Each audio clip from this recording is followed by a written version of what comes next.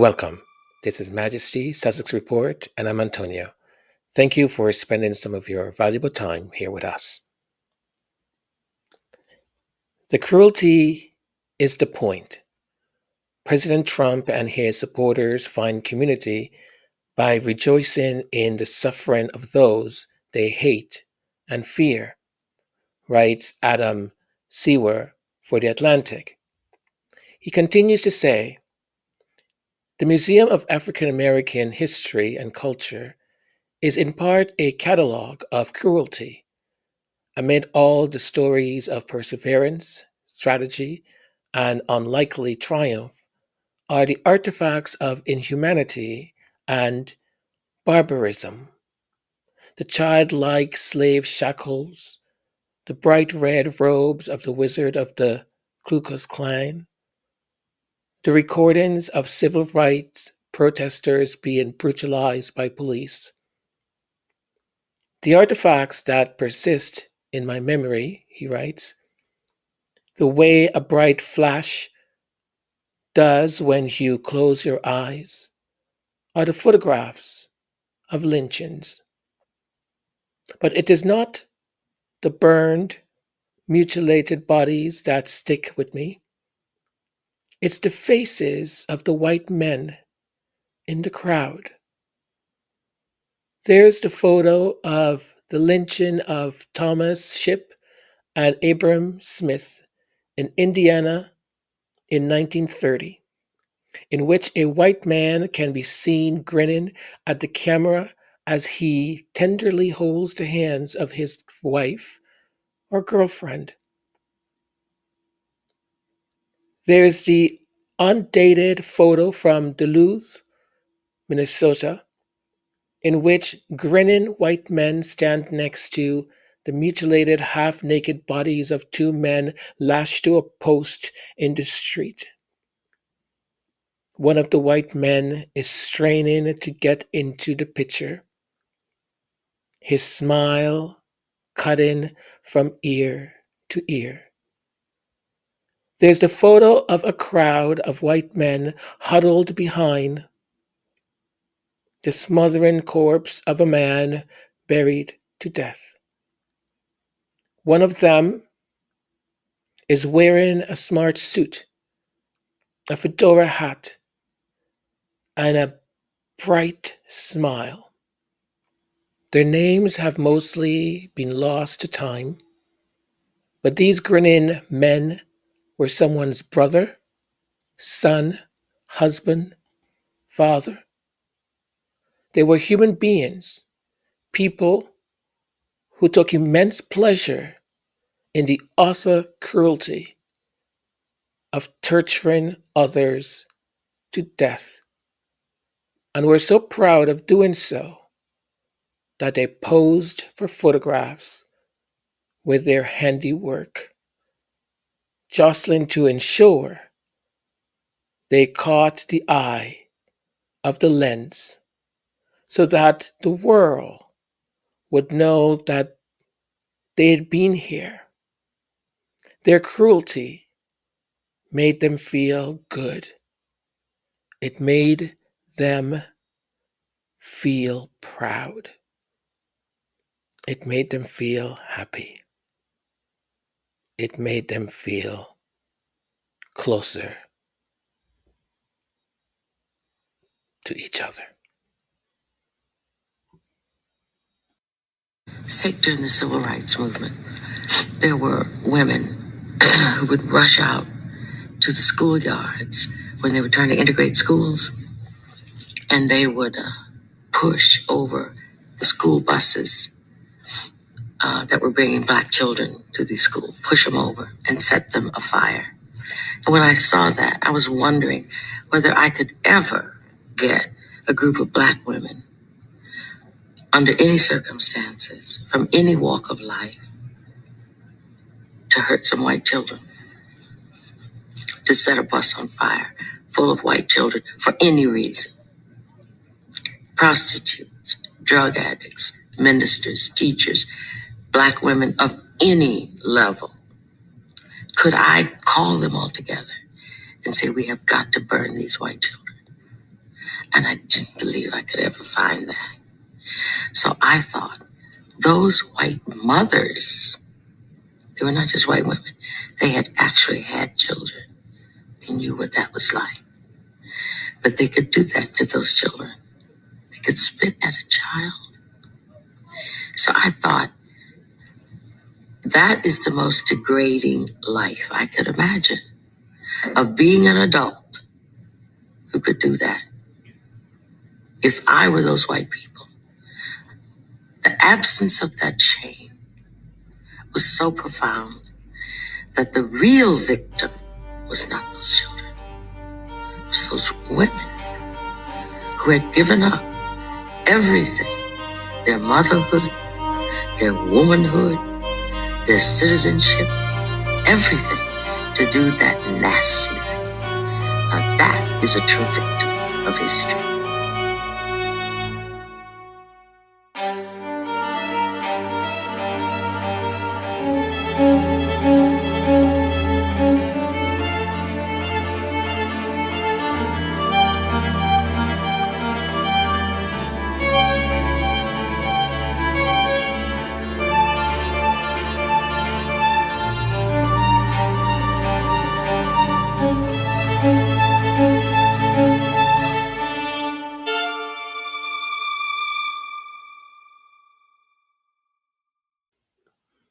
The word cruel originates from the Latin crudelis, meaning rough, bloody, or inhumane.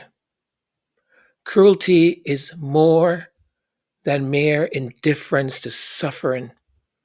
It is the deliberate infliction of pain, often as a means of control.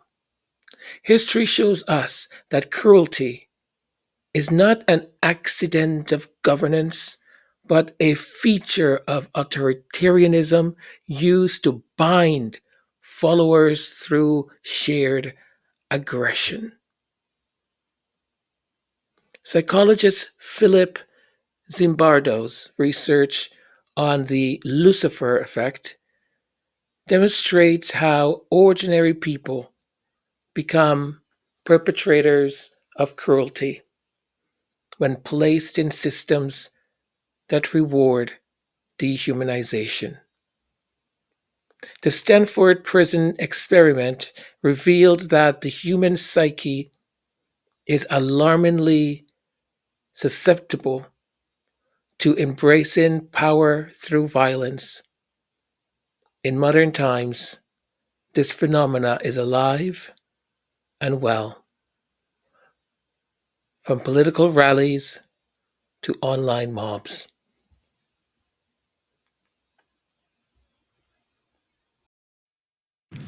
I am so excited to be part of the Suits College Tour and especially to be visiting my alma mater, Northwestern University in Evanston on February 18th. Can't wait to see you guys. Go Cats! Woo!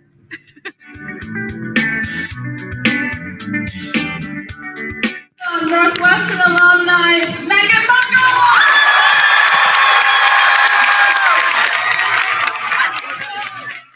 Yeah. Stand up. Right. Stand up. He missed an exam to be here. So Megan, can you get a photo? You missed an exam, so just to get a photo? What exam did you miss? Why would you? That's crazy. We actually have your professor right here. Professor. You were the picture, right? Yes.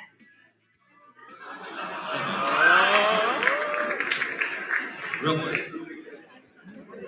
Come on up. Give him a hand, give him a hand.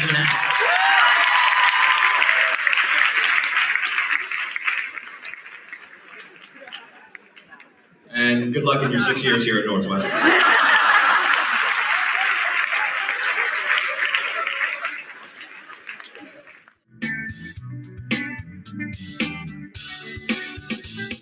It's amazing what you guys are doing. I know it's hard. When I was a freshman, I did dance marathon. And man, I remember how difficult it gets, but you're doing it for such a good cause. This means the world to Team Joseph and all the people you're going to help. So I'm really proud of you guys. Keep it up. I'm not going to stop. Got 30 Nope. hours, Rick? 30 hours. We're gonna clock it now. He's got How awkward is this? No, he's gonna. Let's keep making a fool of myself. You guys, the camera won't be on. Are we actually gonna use this? Oh yeah, it's good. I'm just gonna clock it while he goes. Keep it up. If he can do it, you can do it. Woo! Bye guys, keep it up.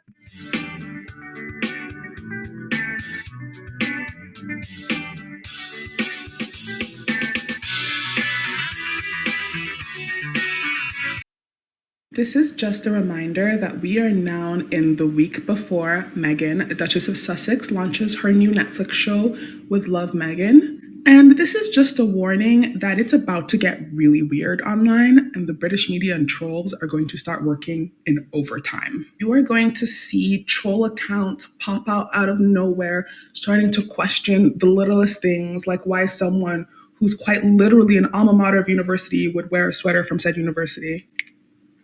That's how weird it's going to get. While the British media digs up old forgotten stories for the 50th time about bullying allegations that were never really true, Meghan, Duchess of Sussex, is frolicking around her beautiful Montecito mansion, picking fresh tangerines and squeezing them directly into cups of champagne on a sunny day. While people all of a sudden get their law degrees overnight and become specialists at trademark law, people who have never visited small Spanish towns now ready to fight and go to war for their coat of arms, which has been rendered multiple times in multiple different ways. Meghan, Duchess of Sussex, is quite literally chuckling to herself as she runs outside with her beautiful family watering the garden. But this is just a reminder that no matter the joy she shows us, the British media, trolls, royalists, anti-Sussex people, they were going to be coming full force this week. But just know something is a little different this time. And because she's introduced her new Instagram page, we no longer need to look at salacious headlines. We no longer need to follow British journalists who will jump on planes to try to grab a glimpse of her Montecito home. We can literally just look straight at her Instagram stories. And that's personally what I'm going to be doing to drown out all this noise. Just remember, the crazy you see online this week is intentional. Don't fall for it.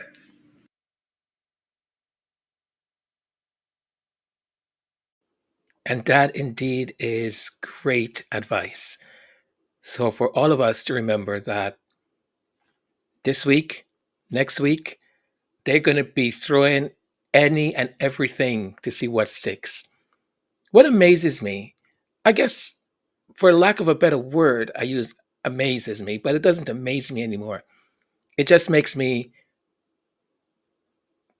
sad for these people that they still question whether or not Meghan actually attended Northwestern University.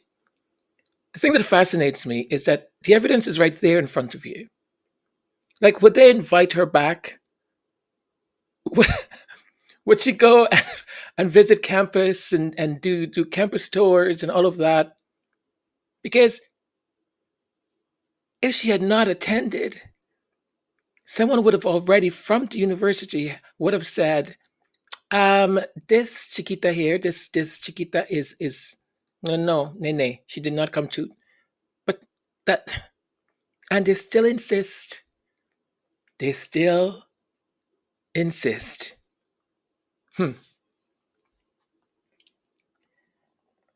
From the moment Donald Trump descended the golden escalators in 2015 and declared Mexicans as criminals and arrest, cruelty became a core tenet of his appeal. Adam Serwer, in the Atlantic article, "The Cruelty Is The Point," argued that Trump, his base, found common joy in rejecting and mocking those they despised: migrants, Black Americans, women, and the marginalized. His insults were not gaffes, they were signals, affirmations that cruelty was permissible, even necessary. At a 2016 rally, a protester was punched in the face by a Trump supporter. Rather than condemn the violence, Trump said he would pay for the attacker's legal fees. This moment was not an anomaly. It was the ethos of his movement. Studies in political psychology show that authoritarian leaders strive on rallying their followers through shared aggression, offering them a sanctioned outlet for their frustration.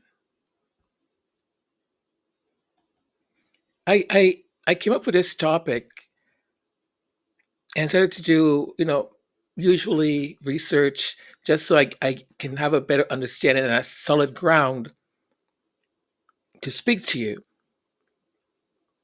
The reason why, and I'll elaborate a little bit more, when Joy Reid show was canceled on MSNBC, I mean, I really love Joy Reid. And Kelly, whatever, that woman, she mocked Joy Reid. She mocked her for getting emotional. And it was such poor taste. And I thought, how could you, another woman who has experience being let go at a moment of this transition from one to another medium or in, um, uncertainty, perhaps. Mind you, I think Joy Reid is going to be just fine. It's a blessing in disguise. That's your point, to mock another woman. But that wasn't for me the thing that pushed me over a little bit. Was when I saw four black young men laughed. They laughed at Joy Reid getting emotional about her show, about the people that worked with her, that she was sorry that they would be losing their jobs, but she wasn't sorry about the things that they tackled, the hard issues, and that they told the truth. These four young men laughed and were celebrating that she had lost her job. What are we doing wrong? Generation that has grown up to enjoy fruit that they did not labor for. My generation does not have battle experience. My generation does not know Jim Crow. My generation does not know Reconstruction. My generation does not know the Civil Rights Movement. My generation does not know 9/11. My generation does not know the 2008 housing crisis. My generation knows Netflix and Xbox One and PlayStation 5 and Amazon Plus and Disney Plus and ESPN Plus and Shein and Ulta and Sephora and discounts. My generation did not fight to get it. So my generation does not have the same emotional investment to fight to keep it. It's the generation that has not understood that whatever is gained must be maintained. One of the things that I noticed in some of the coverage of the engagement is this narrative of a woman who was sort of plucked from the masses to become royalty.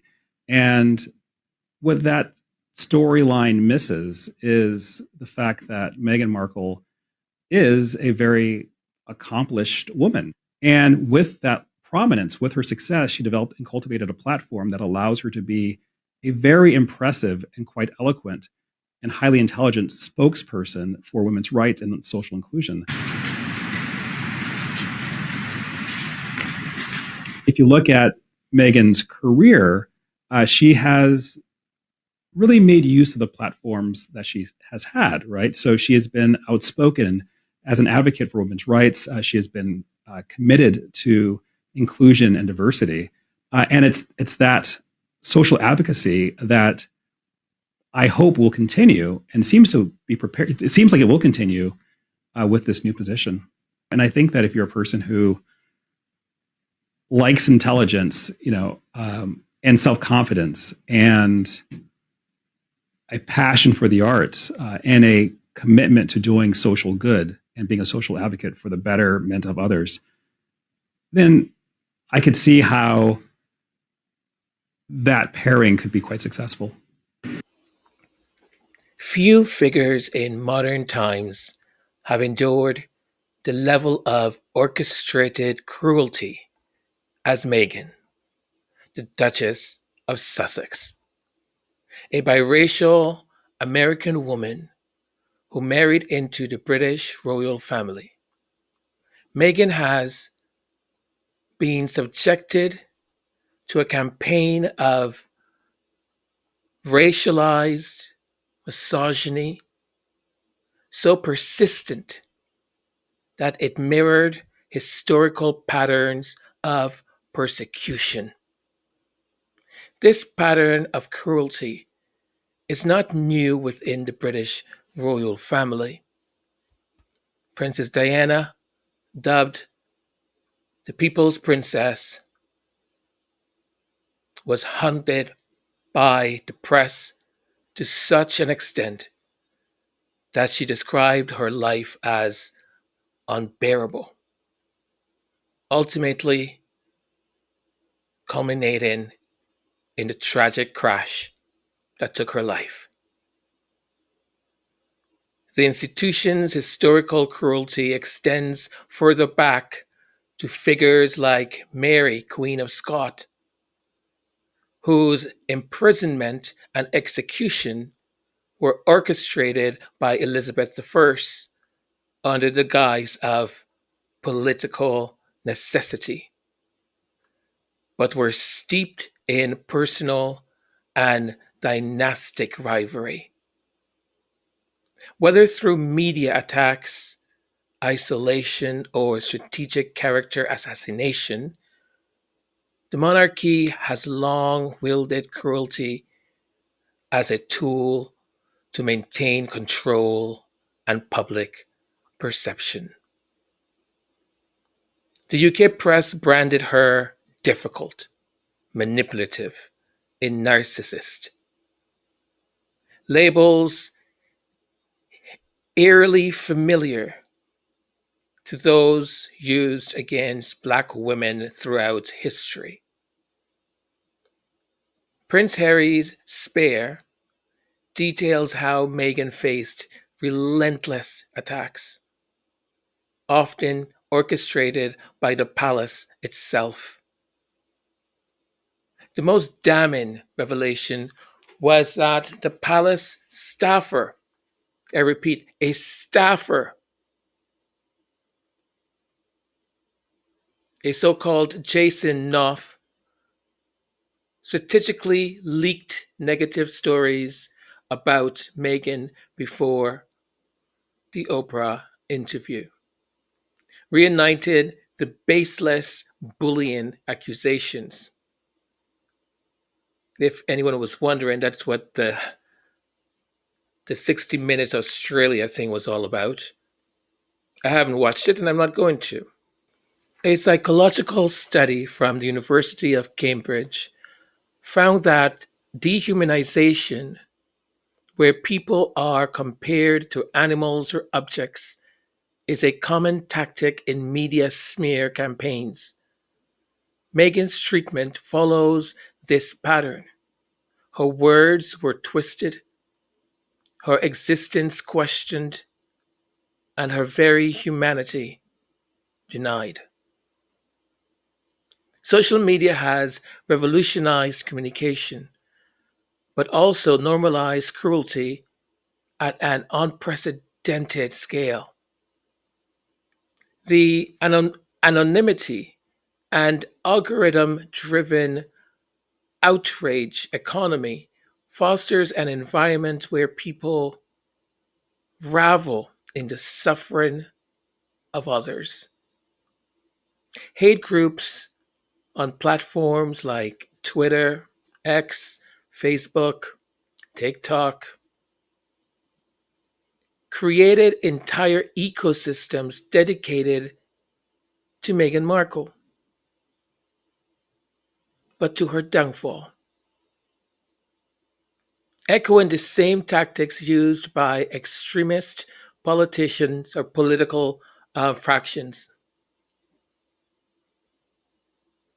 A 2021 Sentinel report, Bot Sentinel report, sorry about that, found that 70% of the hate content against Meghan came from a small but highly active group of coordinated accounts.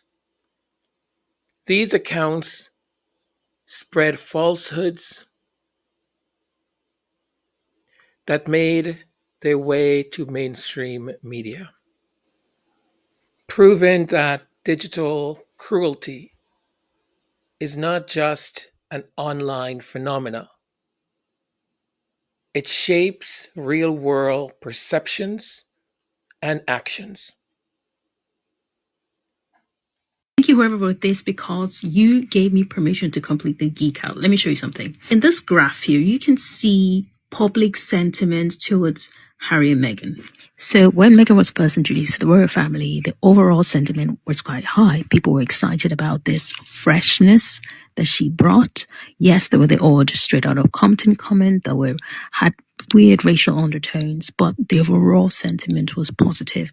Even at the wedding, people were so happy. It was a beautiful sunny day and everyone celebrated with her.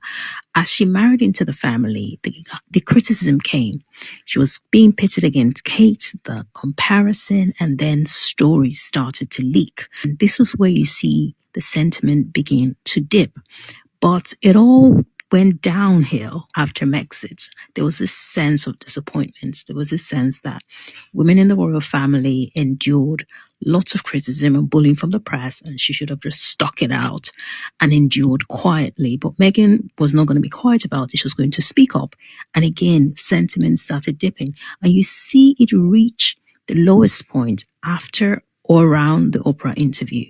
What happened around there was, before the interview launched, there were lots of ads about this interview, this tell-all that Meghan was going to give to Oprah. So in order for the institution and the UK press to protect themselves, they started this coordinated smear campaign just so that by the time the interview was released, everyone would hate Meghan and not believe a word she said. So there were allegations of bullying, about people quitting, and many, many more nasty stories about her. So when you tell me that Oprah interview, it's just proof that your hate towards her was completely manufactured.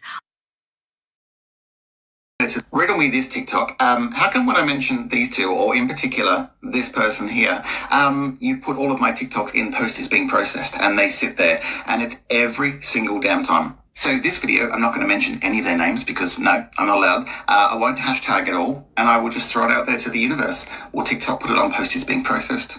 Will you hold it back? Will you stop people seeing it?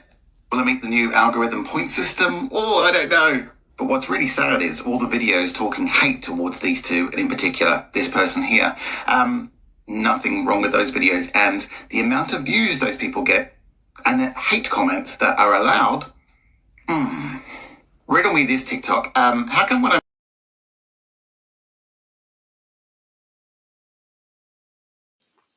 The treatment of Meghan, the Duchess of Sussex, and the cruelty of Trumpism share a fundamental similarity. They both rely on a common enemy to rally their base. For Trump, it was the migrants, black athletes, and political opponents. For the British royal family and UK tabloids, It's Meghan. Jeremy Clarkson, infamous Sun article, fantasizing about Meghan, and I'm not going to say the rest. We all know it. Some of us might know it by memory by now, how grotesque it all was. But if you don't know what Jeremy Clarkson wrote, I suggest you look it up. Clarkson faced no real consequences, none at all. What he wrote, it was an extension of the same cruelty seen in colonial times. Just like Trump, most egregious statements were repeatedly excused by the Republican Party and even the media. Cruelty is no longer just words. It has tangible consequences. Trump's policies, family separation, the gutting of DEI initiatives, and pardons for convicted criminals within his circle shows that cruelty is both performance and governance. The same is true for the treatment of Meghan, the Duchess of Sussex. The royal family, their silence amid the abuse and the continued abuse, the UK media's complicity, and the institutions that protected abusers while vilifying the victim. History tells us that unchecked cruelty escalates.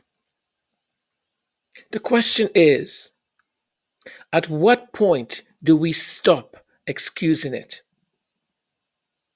When do we refuse to participate in the spectacle? When do we say enough? Cruelty thrives on silence.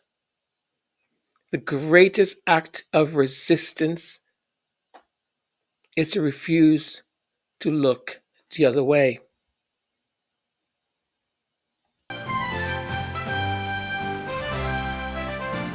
On behalf of Her Majesty Sussex, we take this opportunity to thank our benefactors. Connie Bomber, thank you for being a benefactor, and also thank you for being a member. Sharon Agustine, thank you for being one of our benefactors.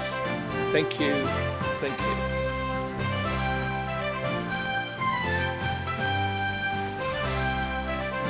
Those things, both of our non-white hosts in primetime are losing their shows, as is Katie Fang on the weekend.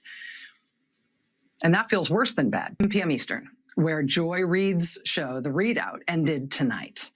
And Joy is not taking a different job in the network. She is leaving the network altogether. And that is very, very, very hard to take.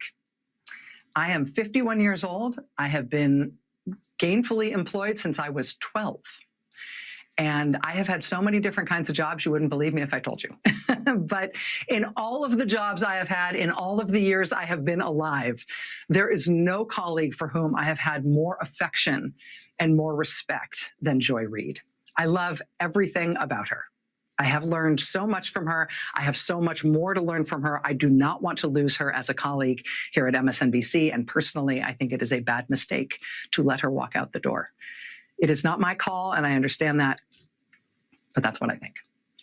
I will tell you, it is also unnerving to see that on a network where we've got two, count them, two non-white hosts in primetime, both of our non-white hosts in primetime are losing their shows, as is Katie Fang on the weekend. And that feels worse than bad, no matter who replaces them. That feels indefensible. I'm going to make a little bit of a pivot here, but still remain within that that theme of cruelty. Just so you know, there is some construction happening next door. So if you hear any like noise, I'm going to try my best. Um, as soon as I hear them come on, I'll try and mute the mic and just wait for a bit until they stop. So there is cruelty in how all of this has taken place, how it basically went down, and the aftermath. You know, in a time when journalism is under attack, when truth is being reshaped by those in power, and when speaking up for the oppressed comes with consequences, one of the most powerful voices in media has been silenced. Joy Reid's show on MSNBC, The Readout, was canceled. And it's not just about ratings or politics, it's about a deeper pattern, a pattern of silencing dissent, of erasing voices that hold power accountable. And there's a pattern here. This is not done in isolation.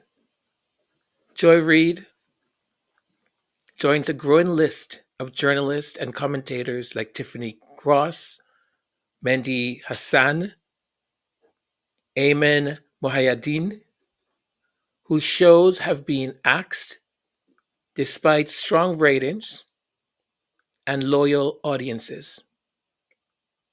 What do they all have in common?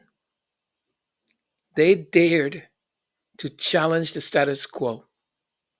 They dared to speak about Gaza, about systemic racism, about the unchecked power of political elites. But here's what makes this even more disturbing. Many of the journalists being removed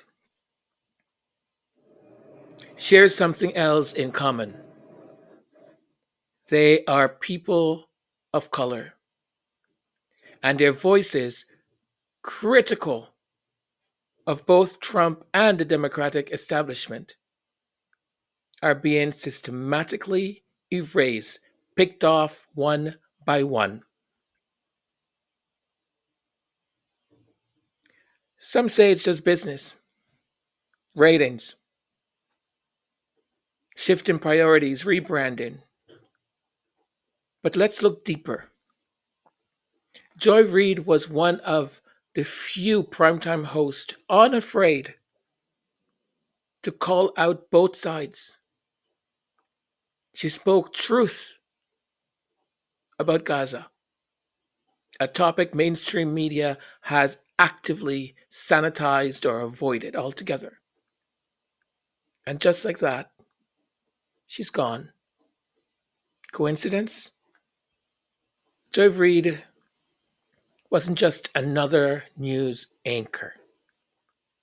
She was a voice for the unheard, a black woman who stood firm on issues that made the powerful uncomfortable.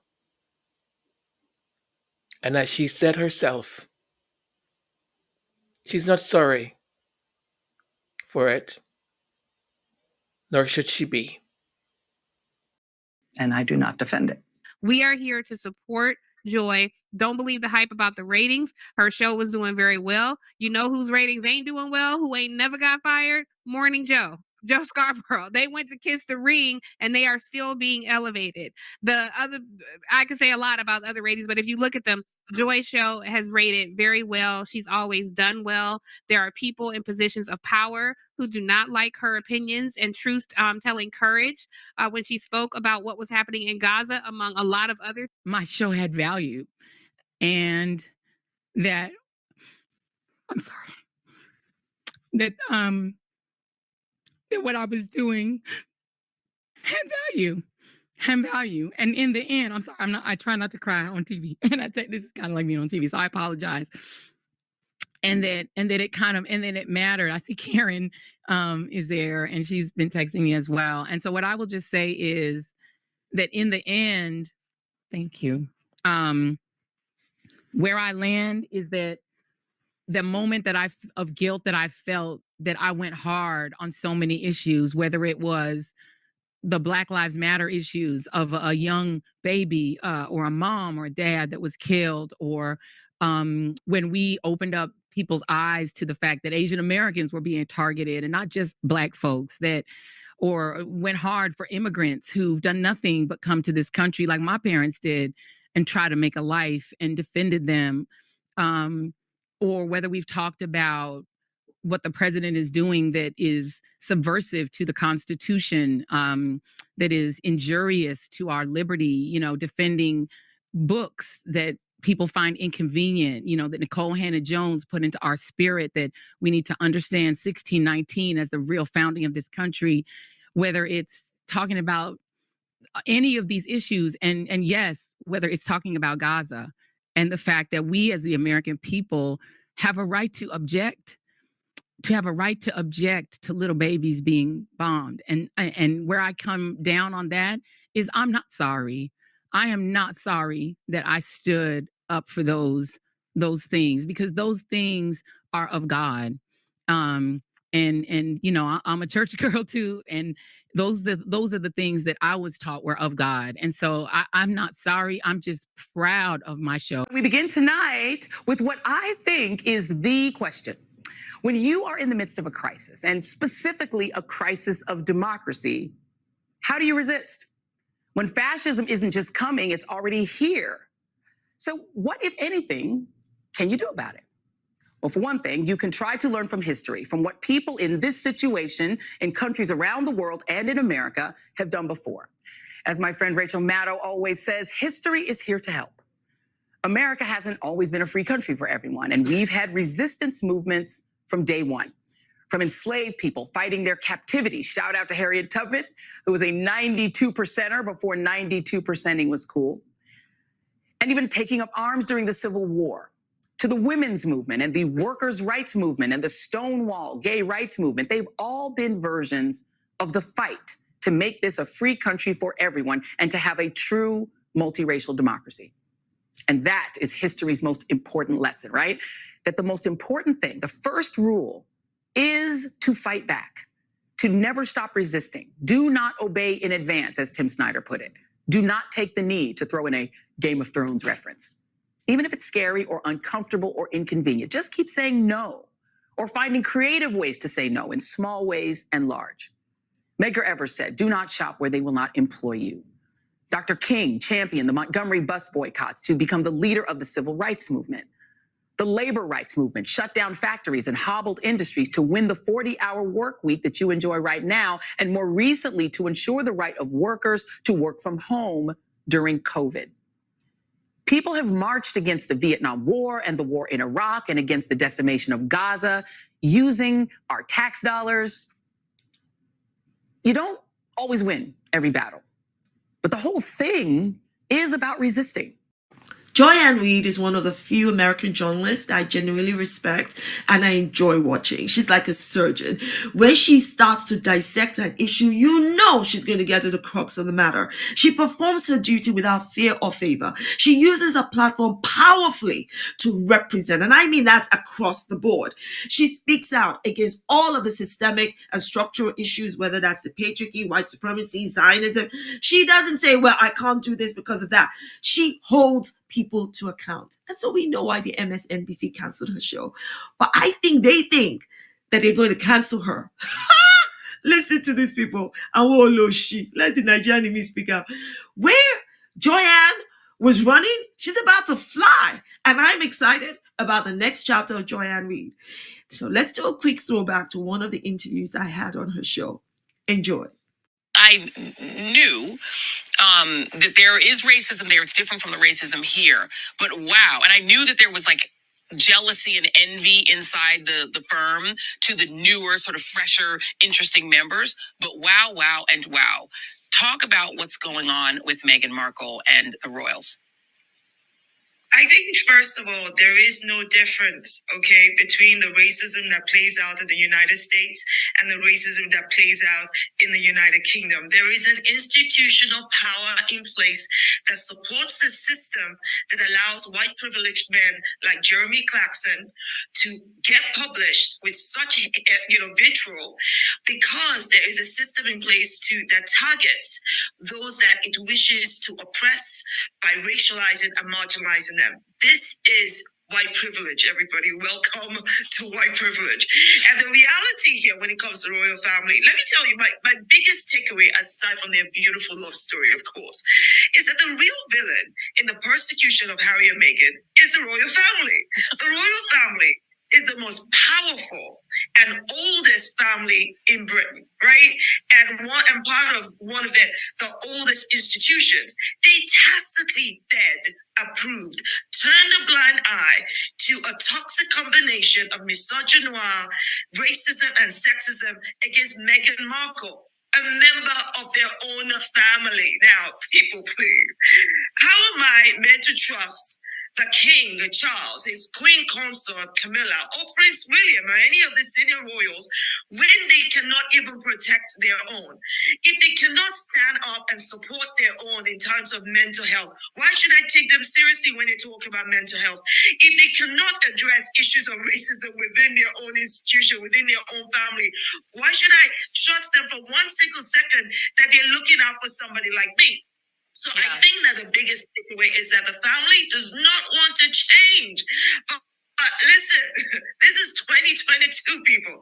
And I've always questioned the relevance of the monarchy. It's outrightly incompatible with the hard-fought rights that common people like me, those before me, have fought for. It makes no sense. And they keep abusing the power that they have simply for their own use. The only good thing the royal family have been able to achieve in all of its existence is its own survival. Cruelty is not just an act, it's a system, a pattern, a message. It is a test of how much people will tolerate, of how much they will look away. The erasure of Joy Reid and the 8 years of abuse that Meghan, the Duchess of Sussex, has had to tolerate. And all those who dare to challenge power,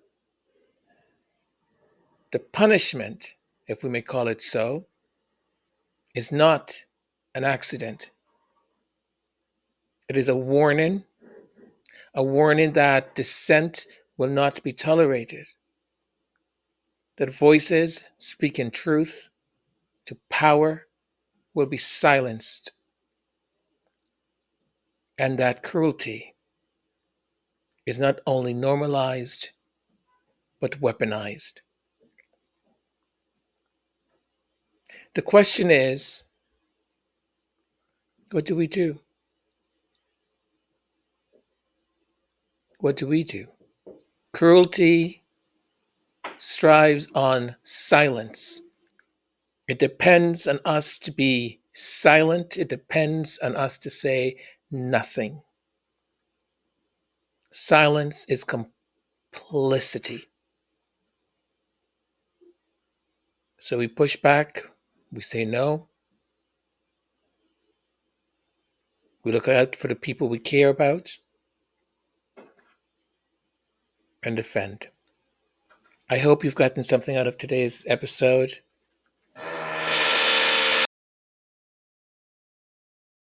All right, so I'm not sure if you guys heard. I had to pause a couple of times. I have to run out to go vote. We have provincial elections today, and I really wasn't in the mood to go vote yesterday. Which I know. Yesterday I was in a weird, odd mood. I couldn't speak properly. I don't know. I really do hope you got something out of this. If you weren't up to date hope I brought some up-to-date news to you in regards to this, especially with Joy Reid. And how excited are we for next week when when the Duchess drops her series? Oh, bam bam bam bam bam bam boom, oh, bam bam bam bam bam bam bum bum bum. Yeah, I'm excited. I'm excited, folks. Excited. All right. And also, anyone who wants to check out the new channel or subscribe to it, please. The link will be in the comment section and also in the, what's that other thing called? The something section, the description section. It will be there. Thank you. And we'll see each other again pretty soon. All right. Ciao for now. Mwah. I've been waiting a long time to feel like I'm home. I was broken so early, my young heart grew bold. I was chasing the cold eye, the memories of ghosts.